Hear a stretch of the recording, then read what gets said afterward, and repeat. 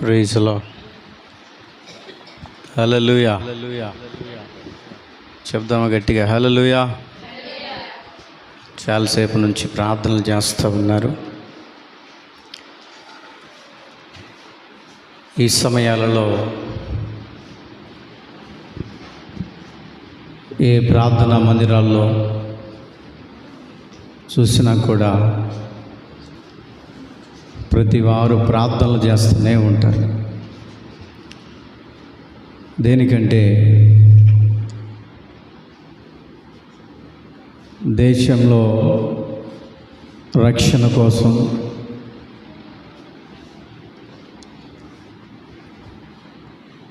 దేశంలో జరుగుతున్న అలజడుల కోసం,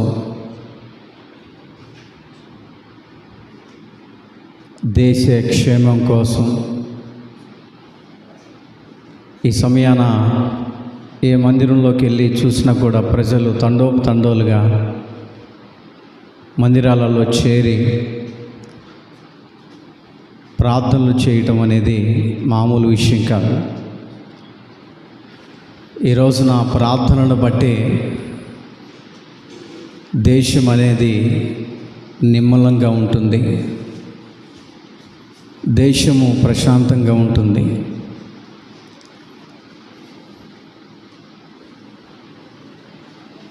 ఈ రోజున ప్రతి కార్యక్రమాలు కూడా ప్రశాంతంగా జరుగుతూ వస్తూ ఉన్నాయి.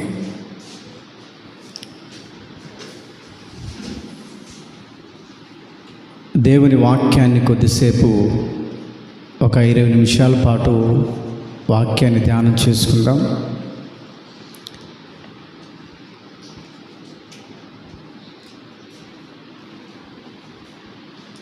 బైబిల్లో ఒక మాటను మీకు గుర్తు చేస్తాను.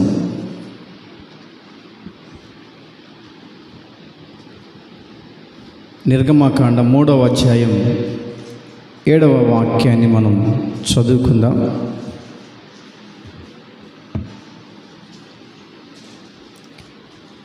నిర్గమకాండం చదువు.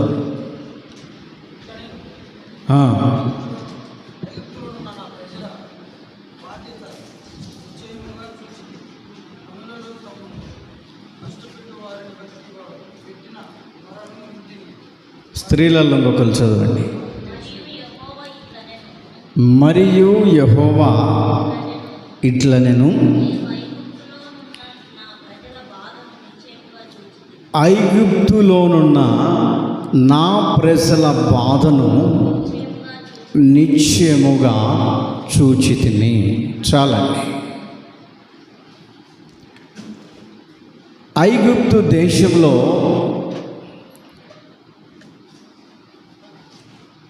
దేవుని బిడలుగా పిలువబడుతున్నటువంటి ఇజ్రాయేలు జనాంగం, ఇజ్రాయేలు ప్రజలు ప్రత్యేకించబడినటువంటి వారు. ఇజ్రాయేలు ప్రజలు దేవుని ఏర్పాటులో ఉన్నటువంటి వారు. ఇజ్రాయేలు ప్రజలు దేవుని పిలుపులో నడిపించబడుతున్నటువంటి వారు. ఇజ్రాయేలు ప్రజలు దేవునికి ఇష్టానుసారంగా బ్రతుకుతున్నటువంటి ఆ ప్రజలట ఐగుప్తు అనే దేశంలో బాధను అనుభవిస్తూ ఉన్నారు.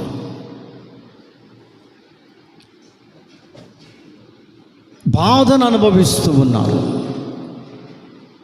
ఏమిటి ఆ బాధ? ఎందుకు ఆ యొక్క దేవుని ప్రజలు ఆ దేశంలో బాధపడిపోతూ ఉన్నారు?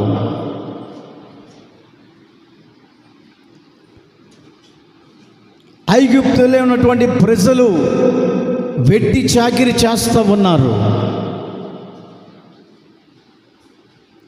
ఆ దేశంలో వారు ఎంతో సతమతమైపోతూ ఉన్నారు. చిన్న పిల్లల నుంచి పెద్దవారి వరకు వెట్టి చాకిరీ చేస్తూ, పనులు చేస్తూ ఆ దేశపు రాజు కింద నలిగిపోతూ ఉన్నారు. ఎవరయ్యా వీరు అంటే దేవుని చేత ప్రత్యేకించబడిన జనాంగం, దేవుని చేత ఏర్పరచబడిన వారు, దేవుని పిలుపులో నిలిచినటువంటి వారు, దేవుడు ఏ విధంగా చెప్తే ఆ విధంగా దాని ప్రకారం నడిచే ప్రజలు వాళ్ళు బాధలు అనుభవిస్తూ ఉన్నారు. ఇశ్రాయేలు ప్రజలు బాధలు అనుభవిస్తూ ఉన్నారు. భయంకరమైనటువంటి వెట్టి చాకిరితో బాధపరుస్తూ ఉన్నాడు రాజు. రాజు దగ్గరికి వెళ్ళి చెప్పుకుంటే, తన బాధలన్నీ చెప్పుకుంటే ఆ బాధలు చూడక, వారిని పట్టించుకోక, రాత్రింపగలు వారిని వెట్టి చాకిరి చేపిస్తూ బాధపడుతూ కుమిలిపోతున్నటువంటి సందర్భములట ఆ యొక్క ఇజ్రాయిల్ ప్రజలు దేవుని సన్నిధిలో ప్రార్థించటం మొదలుపెట్టారు. హల్లెలూయా, హల్లెలూయా. ప్రార్థించటం మొదలుపెట్టారు. ఎవరికి వారే, చిన్నలు కానీ పెద్దలు కానీ వృద్ధులు కానీ, ఆ దేశంలో ఆ పనులు చేయలేక నలిగిపోతూ ఒళ్ళు గుల్లైపోతూ, ఎవరికి చెప్పుకున్న తన బాధలు తీర్చబడక నలిగిపోతున్నటువంటి సందర్భములట వాళ్ళు దేవునికి ప్రార్థన చేస్తున్నారట. హల్లెలూయా, హల్లెలూయా. మనకు బాధ కలిగినప్పుడు మనం ఏం చేస్తామంటే మన పక్కన వాళ్ళకు చెప్పుకుంటూ ఉంటాం, మన ఇరుగు పొరుగు వారికి చెప్పుకుంటూ ఉంటాం, మన కుటుంబ యజమానుడికి చెప్పుకుంటూ ఉంటాం. మనం బాధల్లో ఉండి కూడా వారితో వీరితో మన బాధలన్నీ పంచుకుంటూ ఉంటాం. వారితో వీరితో పంచుకున్నంత మాత్రాన మన బాధలు తీర్చబడతాయండి? పొరపాటున తీర్చబడవు. నీవు దేవుని మందిరానికి వచ్చి దేవుని సన్నిధిలో నీ బాధలన్నీ దేవునికి చెప్పుకుంటే నీ కన్నీళ్లను చూసినటువంటి దేవుడు ఏం చేస్తాడంటే నీ బాధలన్నీ తీసివేసి నిన్ను సంతోషముతో ఇంటికి పంపుతాడు. హల్లెలూయా, హల్లెలూయా. ఒక ఆమె ఒకసారి సాక్ష్యం చెప్తా ఉంది. వేరే మీటింగులో సాక్ష్యం చెప్తూ ఉంది.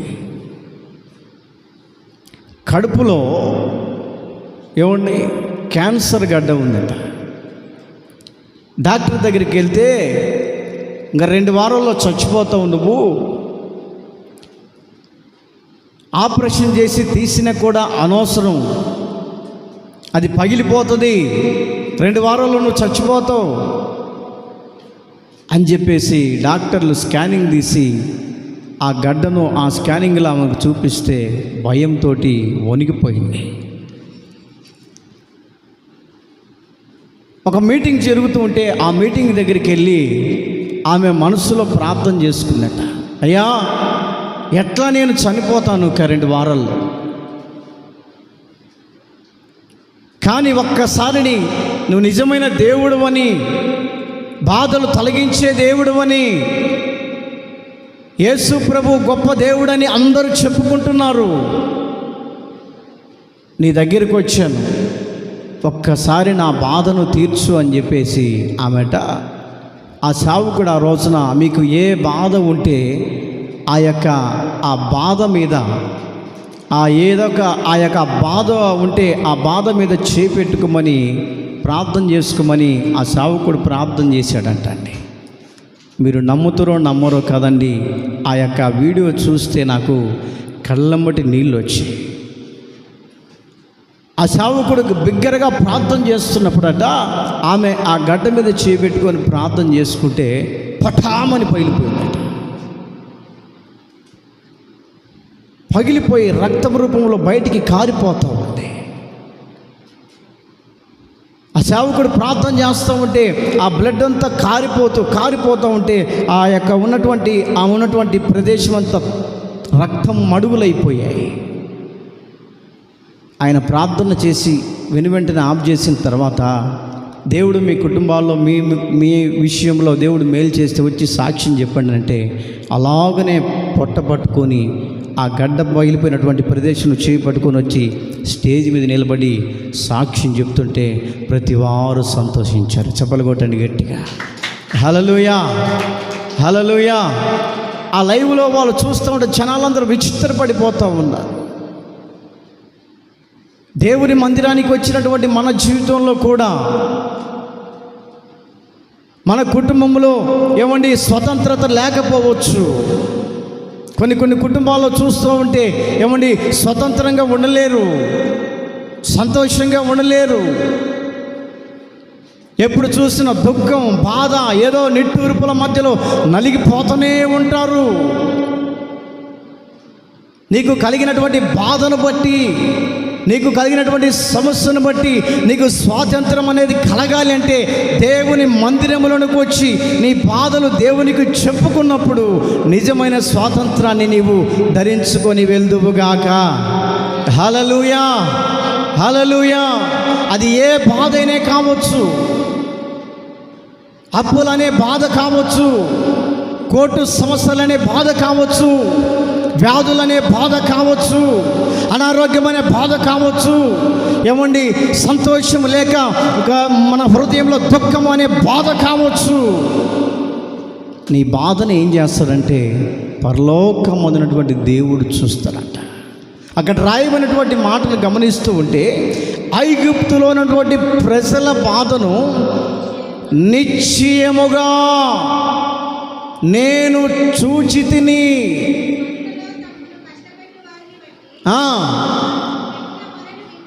నేను వారు పెట్టినటువంటి మొరను ఏం చేస్తున్నానంటే విన్నాను. చాలండి. ఇజ్రాయేలు ప్రజలను ఏం చేస్తున్నానంటే నిట్టూర్పుల మధ్యలో బాధిస్తూ ఉన్నారు. గడిచిన సంవత్సరాలు చూస్తూ ఉంటే మన దేశం ఏమండి బ్రిటిష్ వాళ్ళ చేతిలో బాధింపబడింది. స్వాతంత్రం లేదు. వారు మనల్ని పాలించినటువంటి దినాలన్నీ కూడా ఏమండి ప్రజలందరూ బాగా బాధలు పడి అల్లాడిపోయి ఉన్నారు. ఎప్పుడైతే మన దేశానికి స్వాతంత్రం అనేది ప్రారంభమైందో ఈ రోజున భారతదేశ ప్రజలు చాలా సంతోషంగా ఉంటున్నారు. స్వాతంత్రం వచ్చి ఎన్నో సంవత్సరం ఉంది? 78వ సంవత్సరం.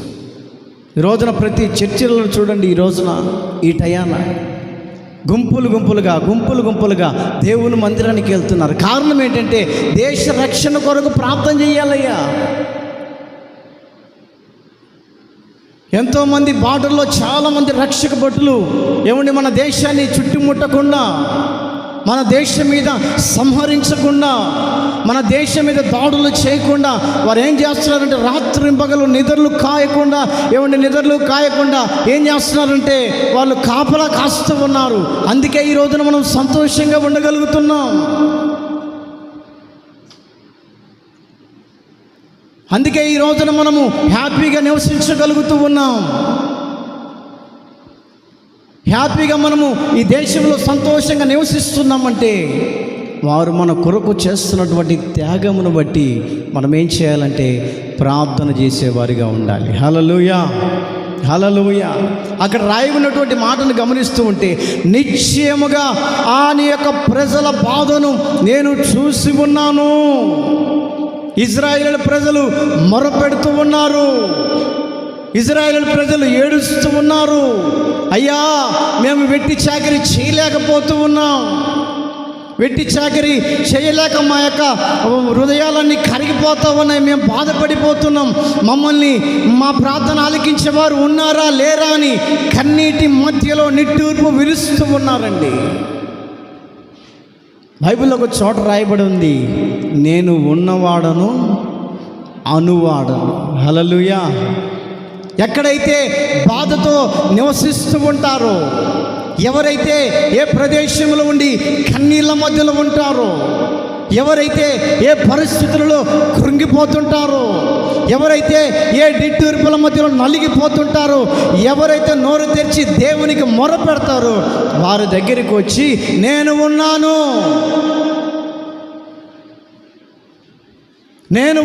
భయపడకు, నీ ప్రార్థన ఆలకించే దేవుడను నేను ఉన్నాను.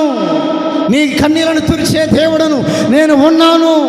నీ కన్నీటిని నాట్యముగా మార్చే దేవుడను నేను ఉన్నాను, భయపడకు అని ఆయన ఏం చేస్తున్నాడంటే కొన్ని సందర్భంలో అభయం ఇస్తూ వస్తున్నాడు. ఆ విషయము మనకు తెలియకుండా మన బాధలన్నీ ఏం చేస్తామంటే ఇరుగు పొరుగు వారికి, స్నేహితులకు, ఏమండి బంధువులకు వారు ఏం చేస్తారంటే నీ బాధను తీసుకుపోయి ఏమండి ఒకళ్ళొకళ్ళకు చెప్పుకొని నిన్ను కృంగదీసే విధానంలోనికి తీసుకెళ్తారు. పలానా బాధతో బాధపడుతుందంట, ప్రార్థన చేస్తలేక అని చెప్పేసి అనరు. ఫలానా సమస్య అంట, ఫలానా బాధ అంట అని చెప్పేసి వాళ్ళు ఏం చేస్తారంటే నిన్ను హీనకరంగా మాట్లాడే విధానానికి తీసుకొని వెళ్తారు. నీకు కలిగినటువంటి బాధను బట్టి దేవుని మందిరంలోనికి వచ్చి, నీకు కలిగినటువంటి సమస్యను బట్టి దేవుని మందిరంలోనికి వచ్చి దేవుని సేవకుని దగ్గర నీ బాధను చెప్పుకుంటే ఏం చేస్తాడంటే నీ బాధను కోసం దేవుని సేవకుడు ఏం చేస్తాడంటే ప్రార్థన చేస్తాడు. బైబిల్లో ఉన్నటువంటి ఒక స్త్రీని గమనిస్తూ ఉంటే ఆమె కలిగినటువంటి బాధను బట్టి దేవుని మందిరంలోనికి వచ్చాట. దేవునితో చెప్పుకొని తర్వాత దేవుని సేవకునితో చెప్పుకుంటే ఆమె యొక్క దుఃఖాన్ని ఏం చేశాడంటే నాట్యంగా మార్చాడు. హల్లెలూయా, హల్లెలూయా.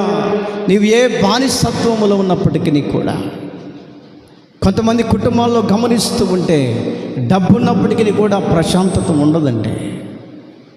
అన్నీ ఉన్నప్పటికీ కూడా సంతోషం ఉండదు. ఏంటక్క ఏందన్నా, ఏంటి నువ్వు ఇలాగా దిగులు పడిపోతున్నావు, ఏంటి నువ్వు అని అంటే అన్నా తెలియని ఒక బాధ. మరి డబ్బులు ఏమైనా తక్కువ ఉన్నాయంటే అదేం లేదు, అన్ని విధాలుగా నేను దీవించబడ్డాను, అన్ని విధాలుగా ఆశీర్వదించబడ్డాను, అన్ని విధాలుగా దేవుడు ఉన్నతమైన స్థానంలో ఉంచాడు. కానీ ఏదో ఒక బాధ, ఏదో ఒక సమస్య, ఏదో ఒక ఇరుకుల మధ్యలో ఈనాడు క్రైస్తవులుగా పిలువబడుతున్నటువంటి దేవుని పిల్లలుగా ఉన్నటువంటి వారి హృదయంలో ఏదో ఒక బాధ, ఆ బాధతో నలిగిపోతూ కుమిలిపోతూ ఉంటారు. నా ప్రియ దేవుని బిడ్డలారా, నీవు ఏ బాధ అనుభవిస్తున్నప్పటికీ కూడా దేవుని మందిరంలోనికి వచ్చి నీ మొరను దేవునికి విన్నవించుకుంటే నీ బాధను తొలగించగలిగినటువంటి దేవుడు నేను ప్రకటిస్తున్నటువంటి దేవుడు. హల్లెలూయా, హల్లెలూయా. అక్కడ రాయబడినటువంటి మాటను గమనిస్తూ ఉంటే నిశ్చయముగా నీ ప్రజల బాధను నేను చూస్తున్నాను. ఇశ్రాయేలు ప్రజల విషయంలో ఎంతో దేవుడు దుఃఖపడుతున్నప్పుడు వారి మొరను దేవుడు విన్నాడు. మరి నీవు నేను చేసినటువంటి ప్రార్థనను దేవుడు ఎందుకు వినడు? ఒక ఆమె అంటుంది, అక్క నేను పలానా సమస్యతో బాధపడుతున్నా కానీ నా కోసం ప్రార్థన చేయవా, దేవుడికి చెప్పు. ఎవరి కోసం? ఆమె కోసం దేవుడికి రికమెండేషన్ చేయాలంట. ఏంటక్క నువ్వు ప్రార్థన చేసుకో కదంటే, దేవుడు ఈ మధ్య నా మీద అలిగిండు. అలుగుతాడండి, మనుషులైతే అలుగుతాడు. దేవుడు నా మీద అలిగిండు, కానీ దేనికి అలిగిండు నీ మీద అని అంటే ఆ యొక్క పోయిన నెలలో దశంభాగం ఇవ్వలేదు కాబట్టి. ఏమండి ఏంటండి ఈ సాకులు? దశంభాగం ఇవ్వలేదు కాబట్టి దేవుడు నా మీద అలిగిండు కాబట్టి నా కోసం నీవు రికమెండేషన్ చెయ్యి. దేవుడి దగ్గర రికమెండేషన్లు ఉండవు. నీవు నోరు తెరిచి దేవునికి ప్రార్థన చేస్తే డైరెక్ట్గా వెళ్ళిపోతుంది. బైబిల్లో ఒక చోట రాయబడింది, నాకు మొర్ర పెట్టుము నీకు నేను ఏం చేస్తానండి, రికమెండేషన్ చేయాల్సిన అవసరంలే. కాలేజీలో పిల్లల్ని చేర్పించాలంటే రికమెండేషన్ చేయాలి, స్కూళ్ళల్లో పిల్లల్ని రికమెండేషన్ చేయాలి, చేర్పించాలంటే హాస్టల్లో పిల్లల్ని ఏమండి చేర్చాలంటే రికమెండేషన్లు. మా పాప కోసం సీటు పెడితే సీటు రాలే. హెచ్ఎం మేడం అడిగిన, ఏంది మేడం సీటు కోసం అప్లై చేస్తే ఏంది రాలేదంటే, అయ్యా ఎమ్మెల్యే రికమెండేషన్ తెచ్చుకో. ఎమ్మెల్యే రికమెండేషన్ లెటర్ ఇస్తారు, అది తెచ్చుకుంటే మేము చేర్చుకుంటాం. వాళ్ళు ఎవరో నాకు తెలియదు. ఏమండి, వాళ్ళెవరో మాకు పరిచయమే లేదు. ఎప్పుడు చూసిన దేవుని పని, దేవుని వాక్యం ఎక్కడ ఎవరు పిలుస్తారో అక్కడికి వెళ్ళి దేవుని వాక్యం ప్రకటించాలి, దేవుని వాక్యాన్ని చెప్పాలి, నలుగురికి దేవుని వాక్యం చెప్పి దేవునిలోనికి నడిపించాలన్నటువంటి ఆలోచన తప్ప మరో ఏదో ఒకటి మాకు లోకం సంబంధించినటువంటి విధానాలు తెలియవు. అప్పుడప్పుడు మమ్మల్ని చూసిన వాళ్ళు చాలామంది అంటారు, అయ్యా మీరు పాస్టర్ గారు ఎక్కడ చూడలేదే మిమ్మల్ని. ఏమండి, కొంతమంది దేవుడి దగ్గర రికమెండేషన్లు అవసరం లేదు. ఇజ్రాయేల్ ప్రజలు ఆ ఐగుప్తు దేశంలో ఉండి బానిసత్వంలో నలిగిపోతున్నారు, మగ్గిపోతున్నారు. దేవుడట వారి మొరను విని మోషేను తీసుకొని వచ్చాడంట. చెప్పలు కొడదాం గట్టిగా, హల్లెలూయా, హల్లెలూయా. మోషే ఆ యొక్క రాజు దగ్గరికి వెళ్ళి, ఫరో దగ్గరికి వెళ్ళి నిలబడి అడుగుతున్నాడు, వాళ్ళు మా ప్రజలు పంపిస్తావా లేదా?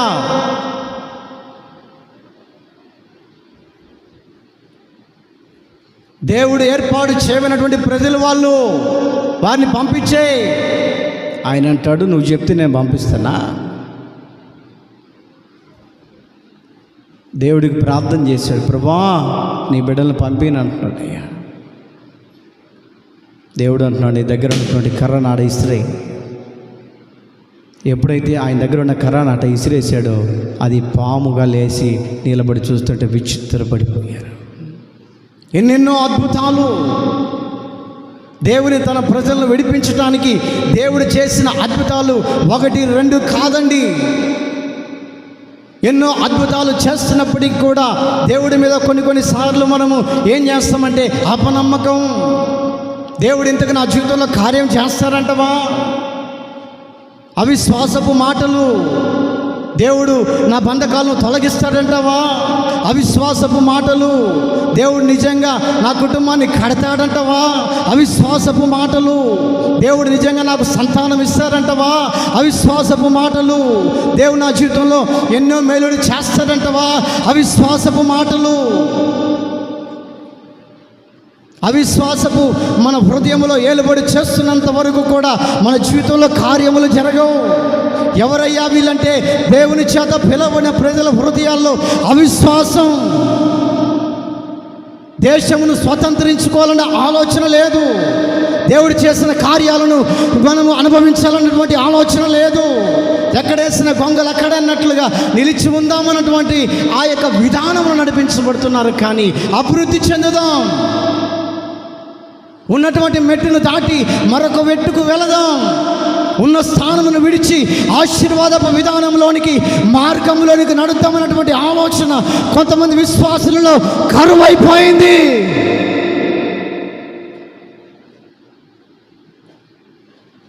అవిశ్వాసపు విధానపు మార్గాలు. నిజంగా దేవుడు నా జీవితంలో కార్యము చేస్తాడని జరగకపోయినా కూడా విశ్వాసపు మాట పలికినప్పుడు దేవుడు ఏం చేస్తాడంటే దేవుడు దానిని ఆమేనని చెప్పేసి మన జీవితంలో జరిగిస్తాడు. ఈ ఇశ్రాయేలు ప్రజలు కూడా దేవుని కార్యాలు చూస్తూ కూడా అపనమ్మకముల మధ్యలో నడిపించబడుతూ ఉన్నారు.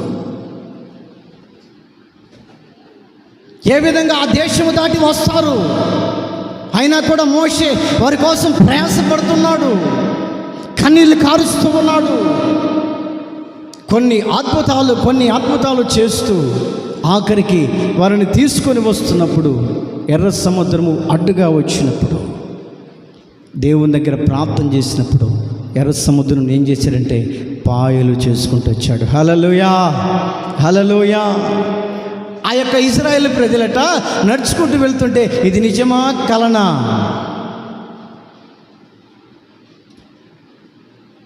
ఇది నిజమా కళ? బానిసత్వపు బ్రతుకుల నుంచి నిన్ను విడిపించడానికి దేవుడు ఒక మార్గంలో నడిపిస్తూ ఉంటే ఇది నిజమా కళ? బానిసత్వపు పాపపు జీవితంలో నుంచి ఆశీర్వాదకరపు మార్గంలోకి నడిపిస్తూ ఉంటే ఇది నిజమా కళ? దరిద్రపు స్థితిలో నుంచి తీసుకొని వెళ్ళి ఆశీర్వాద ఉన్నతమైనటువంటి కార్యాల మధ్యలోనికి తీసుకొని వెళుతుంటే ఇది నిజమా కళ అని ఇశ్రాయేలు ప్రజలట ఏమంది ఆందోళనలో పడిపోయారు. అనుమానపు స్థితిలో పడిపోయారు. కొంతమంది దేవుణ్ణి ఆనందిస్తూ ఉన్నారు, కొంతమంది దేవుని స్తుతిస్తూ ఉన్నారు. దేవుడు మా మొరను ఆలకించాడు, ఆ బానిసత్వపు బ్రతుకుల నుంచి విడిపించాడని కొంతమంది దేవుని సంతోషిస్తూ ఉంటే, కొంతమంది హృదయంలో ఇది నిజమా కలా? అపనమ్మకం. వారి అపనమ్మకాన్ని బట్టి వీరు సముద్రంలో నడుచుకుంటూ వెళుతూ ఉంటే ఏమండి, వెనక ఐగుప్తు ప్రజలు ఖడ్గాలు తీసుకొని చంపటానికి ప్రయత్నించారు. దేవుని ప్రజల మీద చేయి వేస్తే దేవుడు ఊరుకుంటాడండి? పొరపాటున దేవుడు ఊరుకోడు.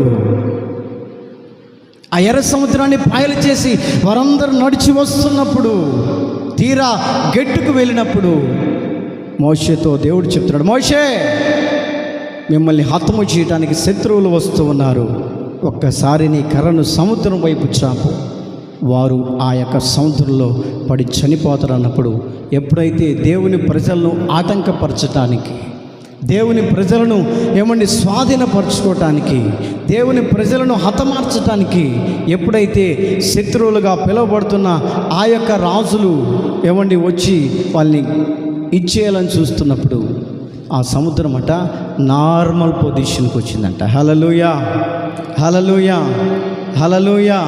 దేవుని నమ్ముకున్నటువంటి ప్రజలు ఎవరైనా కానీ, నీ మీద ఎవరైనా నిందలు మోపాలైనా, నీ మీద ఏమండి తప్పులు మోపాలన్నా కూడా దేవుడు పొరపాటునే ఊరుకోడు.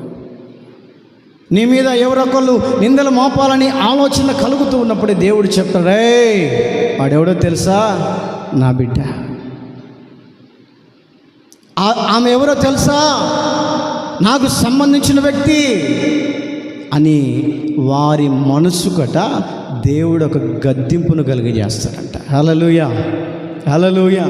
ఎప్పుడైతే గద్దింపు కలిగినటువంటి మాట మనసులో వచ్చిందో, ఆ గద్దింపుకు వారు భయపడి పొరపాటుని నీ జోలి రాదు. కారణం ఏంటంటే, ఎవరు నీ పక్షాన ఉన్నారంటే, యుద్ధము చేసే దేవుడు నీ పక్షాన ఉన్నాడు. నీవు ప్రార్థన చేసే ప్రార్థన వినటానికి దేవుడు నీ పక్షాన ఉన్నాడు. నీ కన్నీళ్లు తొడవటానికి దేవుడు నీ పక్షాన ఉన్నాడు. నీ యొక్క సమస్యలు తొలగించడానికి దేవుని పక్షాన ఉన్నాడు. ఐగుప్తు బానిసత్వం నుంచి విడిపించడానికి దేవుడు ఇశ్రాయేలు ప్రజల పక్షాన ఏ విధంగా అయితే నిలిచి ఉన్నాడో ఆ విధంగా మన పక్షాన ఉన్నాడు. కాబట్టి ఈ రోజున మన దేశం సంతోషంగా నిలిచి ఉంది. హల్లెలూయా, హల్లెలూయా. మన దేశ ప్రజలందరూ హ్యాపీగా ఉంటూ ఉన్నారు. మన దేశ నాయకులు ఈరోజు సంతోషంగా ఉంటూ ఉన్నారు. కారణం ఏంటో తెలుసా? నిశ్చయముగా నా ప్రజల బాధను నేను చూచి ఉన్నాను. నువ్వు ఎవరివయ్యా అంటే దేవుని చేత ఏర్పరచబడిన వాడివి. నువ్వెవరివయ్యా అంటే దేవుని చేత పిలువబడిన వ్యక్తివి. నువ్వెవరివయ్యా అంటే దేవుని చేత ప్రత్యేకించబడిన దైవ జనాంగం. బానిసత్వపు బ్రతుకుల నుంచి దేవుడు మనల్ని తీసుకొని వచ్చాడు. పూర్వస్థితిని మనం గమనిస్తూ ఉంటే రక్షణ లేదండి. మిమ్మల్ని ఒక్కొక్కరు లేచి నిలబడి సాక్ష్యాలు చెప్పండి అమ్మా, మీ పరిస్థితి ఏ విధంగా ఉంటే కొంతమంది చాలామంది చెప్తుంటారు, అయ్యా పూర్వస్థితి మేము ప్రార్థనకి వెళ్ళే వాళ్ళం కాదు బాబు, పూర్వస్థితిలో మేము ఎంతో నష్టాన్ని అనుభవించే వాళ్ళం, పూర్వస్థితిలో తినటానికి తిండి లేదు, పూర్వస్థితిలో దరిద్రంగా బ్రతికాం, పూర్వస్థితిలో మేమెంతో దేవునికి అయిష్టంగా బ్రతికాం. ఈ రోజున దేవుని నమ్ముకున్న తర్వాత ఈ రోజున మేము సంతోషంగా ఉండగలుగుతున్నాం, 4 మెతుకులు నోట్లోకి పోగలుగుతున్నాయి అంటే దేవుడు మనకిచ్చిన స్వాతంత్రత కాదా? దేవుడు మనకిచ్చినటువంటి నిజమైనటువంటి స్వాతంత్రత కాదా అంటవా? దేవుడిచ్చిన స్వతంత్రతను బట్టి ఈ రోజున మనము దేవుని సన్నిధిలో నిలిచి మోకరించి రాష్ట్రం కోసం, దేవుని సేవకుల కోసం, విశ్వాసుల కోసం, ప్రజల కోసం, నాయకుల కోసం ఈ రోజున మనం ప్రార్థన చేయగలుగుతున్నామంటే నిజంగా దేవుడు మన కొరకు ఏర్పాటు చేయబడినటువంటి ప్రార్థనా వీరులం అనుకోవాలి. దేవుని కోసం ప్రార్థన చేసేవారే ప్రార్థనా వీరుడు. దేశం కోసం ప్రార్థన చేసేవాడే ప్రార్థనా వీరుడు. లోకములో నశించిపోతున్న వారి కోసం ప్రార్థన చేసేవాడే ప్రార్థనా వీరుడు. ఎవరి నాయకుల కోసం ప్రార్థన చేసేవాడే ప్రార్థనా వీరుడు. అందుకనే పాంప్లెట్లో ప్రార్థనా వీరుల, చెప్పండి, ప్రార్థనా వీరుల సమావేశం. ఈ రోజున మనం అందరం ఇక్కడ కూడి ఉన్నామంటే ప్రార్థన చేయటానికి వచ్చాం. బానిసత్వపు బ్రతుకుల నుంచి, పాపపు స్థితిలో నుంచి, దరిద్రపు వ్యవస్థలో నుంచి దేవుడు ఈ రోజున మనల్ని తీసుకొని వచ్చి దేవుని మందిరంలో నిలిపింపచేసి నిజమైన స్వాతంత్రాన్ని దేవుడు మనకిచ్చి ఉన్నాడు. దేవుడి మాటలు వినికిడిలో దీవెనకరంగా మార్చబడును గాక. ఆమేన్.